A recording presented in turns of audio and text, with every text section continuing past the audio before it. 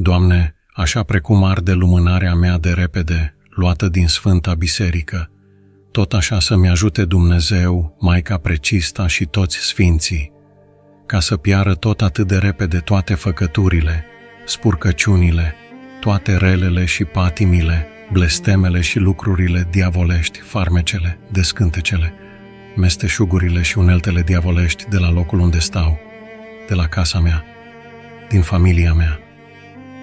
Doamne, ajută-mă să-mi recapăt sănătatea, liniștea, sporul și prosperitatea casei, a serviciului, a locului unde lucrez, să fiu bine văzut, să am spor în casă, în vite, în păsări, să fiu ferit de accidente și de relele întâmplări, eu și casa mea, familia și colaboratorii de la muncă.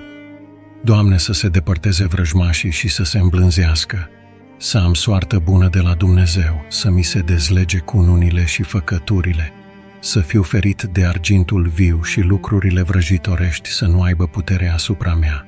Doamne, ferește casa mea de ură și invidie, de certuri, de bătăi, de boli molipsitoare, de beții, de anturaj prost.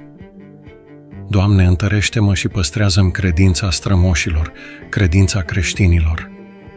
Doamne, ocrotește pe părinții mei, pe frații mei, pe surorile mele, se spun numele lor, și dezleagă blestemele viilor și morților căzute asupra noastră.